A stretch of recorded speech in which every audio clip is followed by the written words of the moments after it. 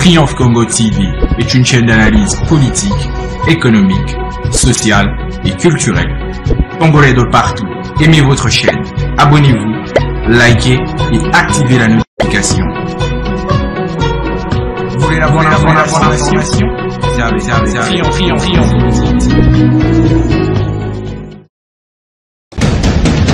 La République démocratique du Congo, c'est le plus grand pays d'Afrique centrale.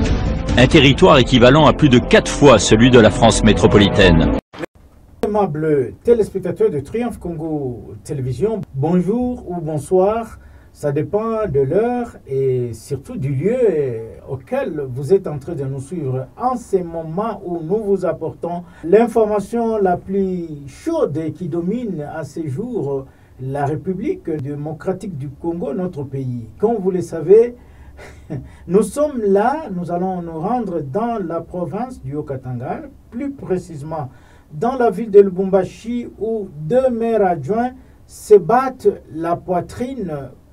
Qui va diriger la mairie de Lubumbashi en tant qu'intérimaire du maire Martin Kazembe Choula, qui a été promu vice-gouverneur et qui aujourd'hui est devenu gouverneur de cette province. Nous saluons M. Martin Kazembe Choula. Alors, avant d'en arriver à tout ce périple que je vais vous parler tout à l'heure, qui constitue la guerre qui sévit actuellement à la tête de la mairie de Lubumbashi. D'un côté, vous avez Patrick Kafwimbi, qui a été nommé le 27 février 2025 dernier par le vice-premier ministre et ministre de l'Intérieur, maître Jacquemain Chabani Loko. Et de l'autre côté, vous avez Madame Joyce Tunda Kazadi, qui venait d'être réhabilitée par le Conseil d'État en tant que maire adjointe. Pour la petite histoire, Madame, il y a très longtemps, elle assumait cette fonction et nous avons vu de changements. Ça, c'était à l'époque. Avant d'atteindre tous ces chapitres, aimables téléspectateurs, je vous invite une seule chose, c'est de vous abonner massivement. Abonnez-vous massivement sur votre chaîne Triomphe Congo TV. Nous sommes sur YouTube, nous sommes sur Instagram, nous sommes sur Facebook, nous sommes sur WhatsApp et nous sommes aussi sur TikTok.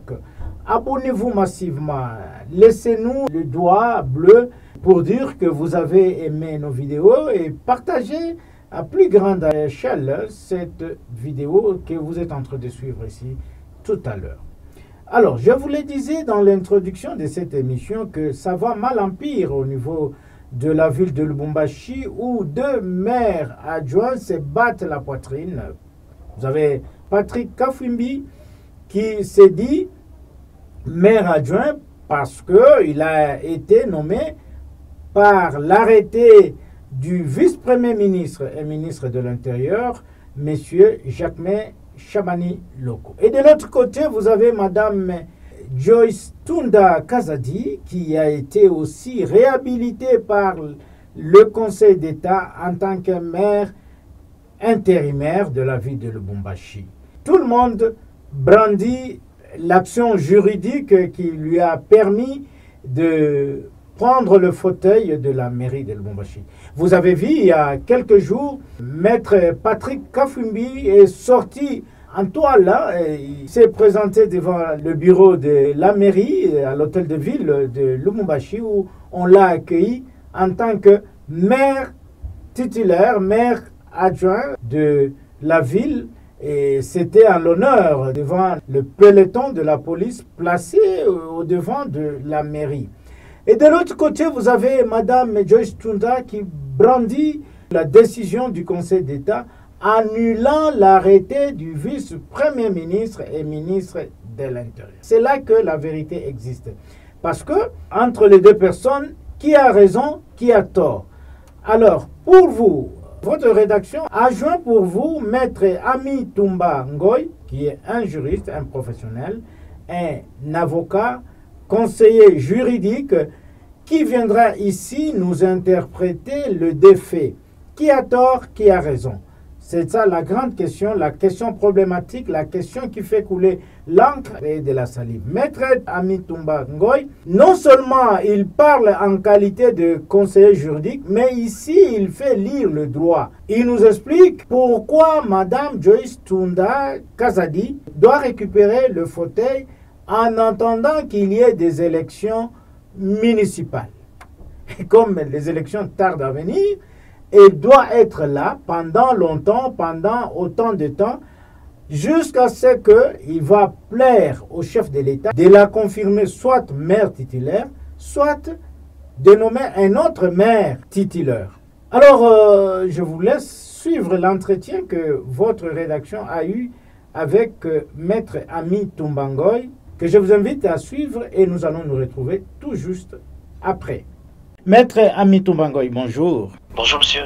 Maître, vous êtes juriste de formation et puis de carrière. Dites-nous, en ces jours, il se pose un sérieux problème au niveau de Lubumbashi où deux maires adjoints se tapent la poitrine. Il y a Maître Patrick Kafwimbi qui a été nommé par le vice-premier ministre et ministre de l'Intérieur. Et de l'autre côté, vous avez Madame Joyce Tunda Kazadi qui a été réhabilitée comme maire adjointe de la ville de Lubumbashi. Quelle analyse faites-vous de ces paradoxes qui règnent en ces jours dans la ville de Lubumbashi?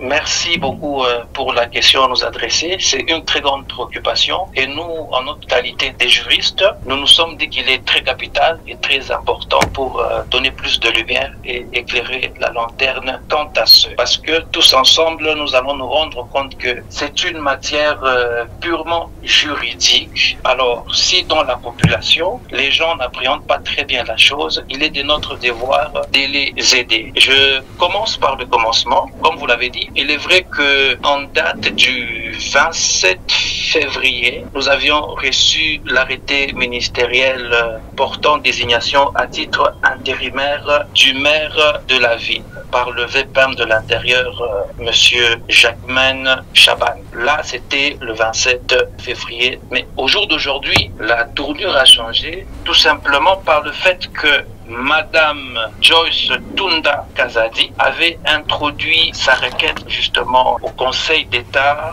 en date du 18 juin sous ROR 1308, donc le 18 juin de cette année même.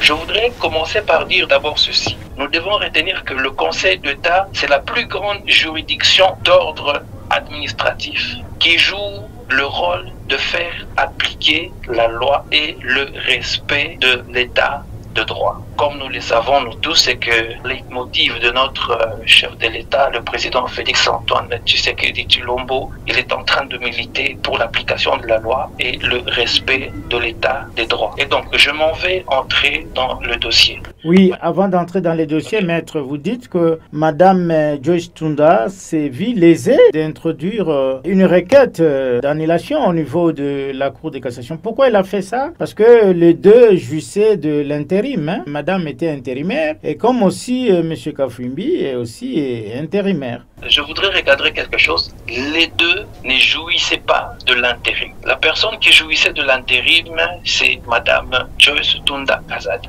Jusqu'à ce qu'elle a constaté ou elle a vu un arrêté nommant un autre intérimaire. Voilà où est la question. Là, elle a jugé une entorse ou quoi? Elle a jugé et c'est dans son droit le plus légitime. Le droit qui est reconnu à tous les Congolais qui se sentent être lésés d'intenter une action en justice. Par rapport à l'action en justice qu'elle a intentée, je crois que c'est dans ses droits les plus légitimes. Et c'est comme ça que elle, étant la demanderesse en référé suspension, elle a sollicité la suspension de l'arrêté ministériel du 27 février portant désignation à titre intérimaire du maire de la ville. Et là, je voudrais apporter une petite lumière par rapport à ça, parce que si vous lisez l'acte de signification de l'ordonnance en référé suspension du 18 juillet 2025, il est bien stipulé en cause Madame Joyce Tunda Kazadi contre la République et le VPM de l'Intérieur. Je voudrais apporter cette lumière parce que dans le chef de la population, les gens ont l'impression que Madame Joyce est en cause contre M. Kafwimbi. Elle n'est pas en cause contre M. M. Kafwimbi, mais elle est en cause contre la République et le VPM. Voilà. Ça, c'est une belle précision que vous le dites. Mais non, elle introduit son action en justice. Ça a pris le temps que ça a pris. Mais non, la résolution vient de tomber, réhabilitant Madame Joyce Tunda en qualité de maire adjointe. Est-ce que là aussi, il n'y a pas une irrégularité ou une entorse de procédure? Il n'y a pas une irrégularité, il n'y a pas d'entorse. Tout simplement, je m'en vais vous dire sur quoi est portée la justification de cette requête. La justification de la requête est basée par le doute sérieux de la légalité de l'arrêté ministériel en violation de l'article 226 de la loi numéro 8/016 du 7 octobre 2008 portant composition, organisation et fonctionnement des entités territoriales décentralisées et leur rapport avec l'État et les provinces. Essayez d'être un peu explicite, maître, par rapport à cet article-là. Cet article dit ceci: en attendant les élections urbaines et communales. L'article dit que les autorités des entités actuellement en poste, comme dans son cas, elle était maire intérimaire, actuellement en poste, sont gérées conformément aux dispositions du décret-loi numéro 0082 du 2 juillet 1998 portant statut des autorités chargées de l'administration des circonscriptions électorales. D'une manière simpliste, ça dit quoi? Pour une bonne compréhension dans la population, l'arrêté nommant un autre maire intérimaire était en violation avec l'article, comme je suis en train de dire, la loi numéro 002 du 2 juillet 1998. Voilà. Donc d'une manière très succincte et abrégée, c'est ça. Comme je vous ai dit que c'était en cause Madame Joyce Tunda contre la République et le VPM, le juge des référés a dit recevable et fondé la présente requête se basant sur l'article 282 de la loi organique numéro 16/027 du 15 octobre 2016 portant organisation, compétences et fonctionnement des juridictions de l'ordre administratif qui dispose ce qui suit. Lorsqu'une décision administrative fait l'objet d'une requête en annulation ou en réformation, qu'il existe un doute sérieux quant à sa légalité et qu'il y a urgence, le juge des référés, saisi par une demande en référé suspension, peut décider qu'il y a lieu d'ordonner la suspension de la décision administrative attaquée pour une durée qui ne peut excéder la date de la décision quant au fond du litige soulevé par la requête principale en annulation. Donc l'affaire qui était devant les juges des référés, le juge a jugé recevable et fondé la requête. Ça, c'est la disposition légale. Maintenant, interpréter cela par rapport à la situation actuelle que nous sommes en train de vivre au jour d'aujourd'hui au niveau de Lubumbashi.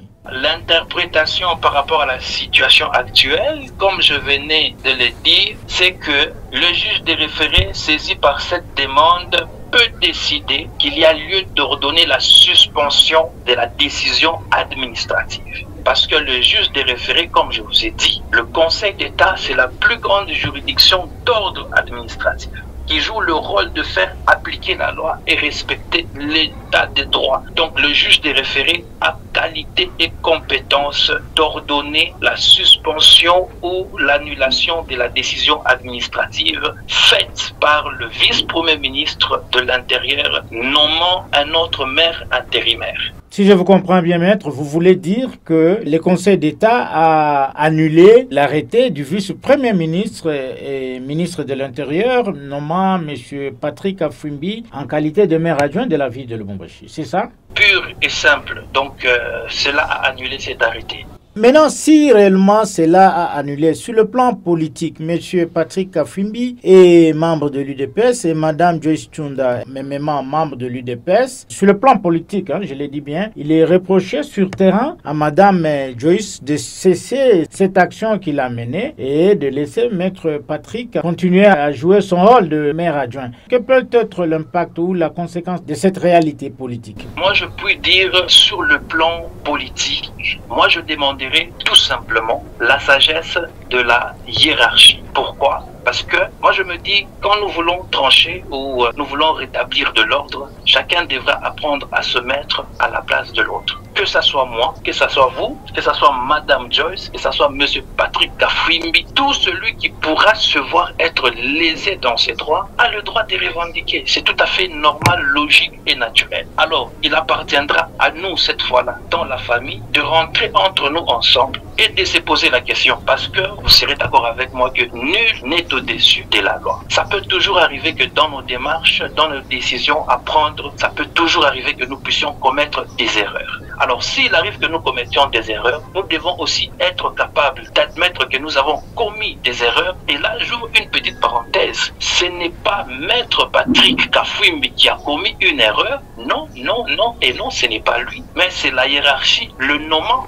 qui a commis cette erreur. Et aujourd'hui, sur le plan politique, s'il peut s'avérer qu'il y ait, je sais pas moi, de petits désordres ça et là, cela n'est pas le produit de la requête introduite par Madame, encore moins le fait que Monsieur Patrick est là où il est aujourd'hui. Mais c'est l'erreur de la hiérarchie. Et donc, moi, je crois qu'il appartient cette fois à la hiérarchie de remettre tout en ordre. Moi, je crois que sur le plan politique, c'est la hiérarchie qui doit endosser et remettre tout sur les rails, parce que la hiérarchie nous prêche l'état de droit. La hiérarchie du parti nous prêche le respect des textes légaux. La hiérarchie doit fonctionner dans la vision du chef de l'État. Le chef de l'État qui veut à ce que notre pays puisse être un pays qui respecte les principes de droit et l'état de droit. Oui, maître, en tant que juriste professionnel, dites-nous comment doit se passer l'applicabilité de l'arrêté du Conseil d'État. Ça se passe comment? Ça prend combien de délais concrètement sur le terrain? Concrètement sur le terrain, c'est que le Conseil d'État a déjà ordonné. Et au niveau de la province, nous avons ouï dire que le gouvernorat, le parquet général, la police nationale congolaise est déjà saisi de la chose. Ils ont déjà même accusé réception. Et donc, sur le plan, cette fois-là, administratif, il appartiendra à l'administration maintenant de faire son travail pour que dans le plus bref délai, que je peux appeler ça remise et reprise ou la réhabilitation, soit faite dans le plus bref délai. Dans le cas contraire, s'il y a résistance, parce que déjà sur le terrain, il y a une résistance, parce qu'on parle du fait que Mme Joyce Tunda est bloquée à Kinshasa par la hiérarchie de son parti ou une main noire, on ne sait pas. Dans le cas contraire, qu'est-ce qui peut se passer? Par rapport à la présence de Mme Joyce Tunda Kazadi à Kinshasa, je ne pense pas qu'elle soit bloquée par la hiérarchie, parce que c'est une personne à part entière avec ses programmes. Elle est à Kinshasa pour ses programmes personnels avec sa famille, elle jouit de sa vie familiale, donc point de besoin de dire qu'elle est retenue par la hiérarchie à Kinshasa. Ça c'est de un, c'est un élément très important que nous devons savoir et reconnaître.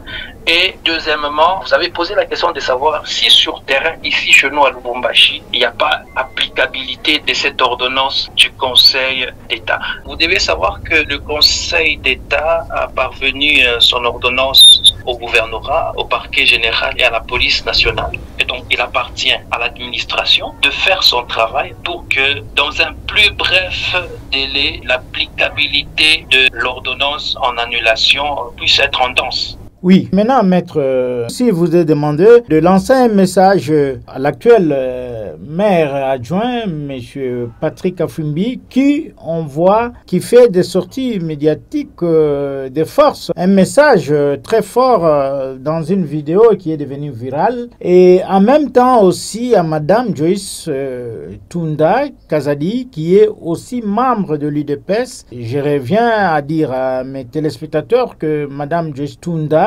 était maire adjointe depuis toujours. Alors, un message que vous pouvez lancer, c'est quoi? Le message que je puis lancer aux deux, ça veut dire à M. Patrick Kafwimbi et à Mme Joyce Tunda Kazadi, c'est celui-ci. Un message très fort, très capital et très percutant. Ils ne doivent pas oublier leur souche, leur origine. Ils sont l'émanation de l'idéologie du sphinx de l'imité d'heureuse mémoire, dont le parti est l'UDPS, qui prône l'état de droit. Chacun, dans son cas, doit conscientiser les siens à comprendre que nous ne sommes pas en train de militer pour quelqu'un, mais nous sommes en train de militer pour le respect des textes légaux et de l'état des droits. Et donc, chacun doit faire une introspection et se dire, je dois me rallier du côté de l'état des droits. Donc ça, c'est un message, à mon humble avis, que j'estime être fondé, que je puis adresser aux deux. Donc si je comprends bien, si les deux ne s'exécutent pas ou que M. Patrick Afwimbi refuse de céder le fauteuil, ça sera une honte pour leur parti politique, c'est ce que vous voulez dire? Vous avez tout compris et M. Patrick Afwimbi n'a pas un seul intérêt à refuser parce qu'il est là pour soutenir l'état des droits et il est là pour se soumettre aux textes et aux lois, de même que Mme Joyce Tunda Kazadi. Voilà, aimables téléspectateurs, c'était la maître Amin Toumba Ngoy, qui est conseiller juridique, qui faisait son analyse par rapport à la situation qui se vit actuellement dans la ville de Lubumbashi. Maître Amin Toumba Ngoy, Triomphe Congo Télévision vous dit merci. Merci. Voilà, aimables téléspectateurs, nous sommes de retour sur ce plateau. Comme vous venez de suivre là, c'est ça la vérité. Donc, il revient à Maître Patrick Afwimbi de céder le fauteuil, de laisser Mme Joyce Tunda de continuer à travailler parce que, comme vous le savez, depuis lors, Madame, lorsqu'elle gérait cette agglomération, cette ville de Lubumbashi, on avait vu de grands changements. Il n'y a pas eu des arrestations forcées, il n'y a pas eu des interpellations brutales. Elle a géré cette ville en tant que mère, en tant que maman. Elle a apporté beaucoup de grands changements et la ville avait respiré. Quant à nous, aimables téléspectateurs, c'est par cette note que je m'en vais vous quitter en vous disant tout simplement de rester scotché sur votre chaîne Triomphe Congo Télévision, qui est un média en ligne qui vous apporte toujours la bonne information. Et n'oubliez pas de vous abonner massivement. Et pour tous ceux qui ne se sont pas encore abonnés, prière de vous abonner parce que la vérité est là. Nous allons vous apporter toujours l'information comme de coutume. À tous et à toutes, aimables et fidèles téléspectateurs, je me dis merci de nous avoir suivis et à la prochaine.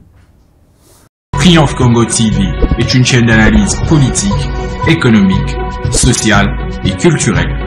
Congolais de partout, aimez votre chaîne, abonnez-vous, likez et activez la notification. Vous voulez la bonne information? Triomphe.